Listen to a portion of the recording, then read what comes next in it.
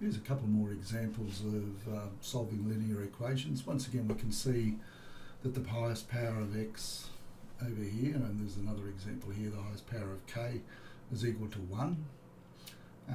Not as straightforward as previous examples we've done, so let's just go bit by bit.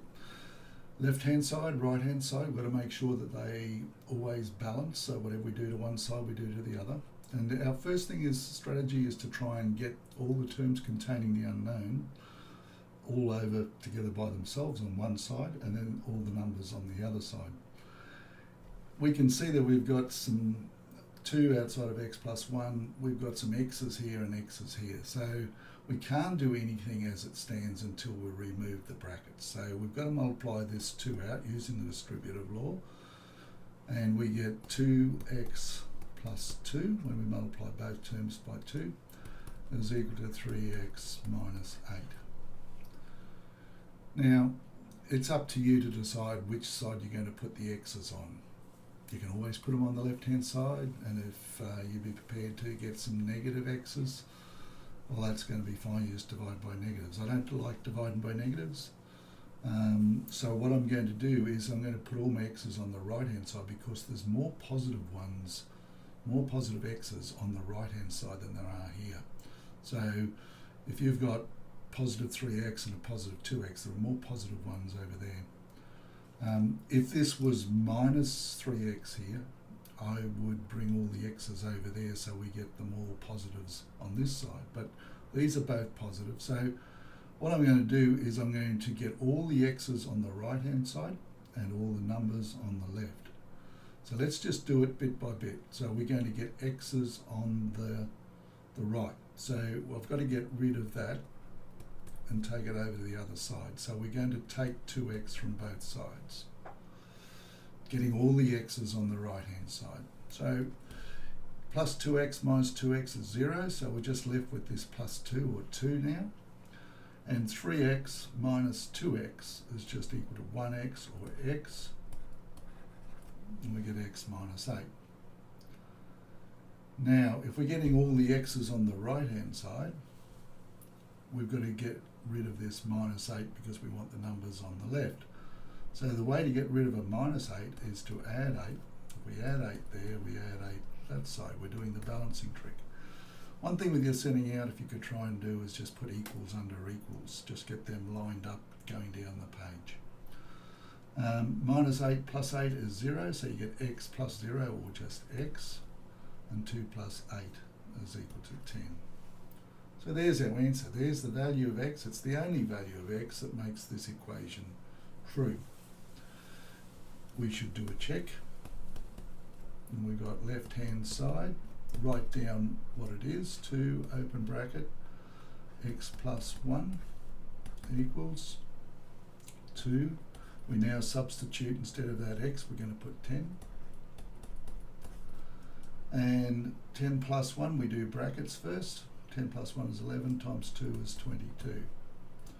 The right hand side, we're hoping it's going to be 22 when we work it out, is 3x minus 8, which is 3 times, now x is 10, minus 8. 3 tens are 30, minus 8 is 22. So here is my answer. X equals 10. Some way highlight your answer. Either put a box around it, write the word A and S next to it, underline it, do something so that your answer is pretty clear to see. Okay, so there's one example. Here's another one. We've got k minus 2 on 3 plus 4 equals 2k. Once again, we've got k's on both sides and we've got fractions going on and whole numbers. So another common strategy is to get rid of the fraction. We get rid of any fraction, or if we've got more than one denominator, if we had something on 3 and then something on 5, multiply every term right through by something we'd get rid of. If we had 3 and 5, it would be multiplying by 15. Here we only have to get rid of 3. So the way to do it is that every term has got to be multiplied by 3. So we've got k minus 2 on 3. We're going to multiply that by 3. Plus, we've got to multiply this term by 3. to multiply that term by 3. And I'll put the 3's at the front. So we've multiplied every term by 3 to get rid of this, because it's a bit yucky having to work with fractions when we're trying to solve equations. Now we multiply that 3 because that gets rid of that, and we're just left with k minus 2. 3 times 4 is 12, equals 3 times 2k is 6k. So my next step is to get all the variables, in this case it's the k, all terms containing k to one side. Now I've got positive 6k and positive 1k, so I'm going to get all them where there's most positives, and there are most positives here.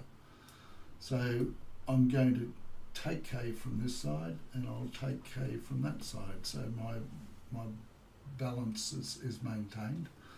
K minus k is 0, so I've got negative 2 plus 12. That's the only thing that's left now on the left hand side. And 6k minus 1k is 5k. But what is minus 2 plus 12? Well, that's 10, or positive 10 equals 5k. How do I get k by itself? That's a multiply 5 times k, so I divide by 5. The opposite of multiplying by 5 is to divide by 5. If I do it to that side, I do it to that side.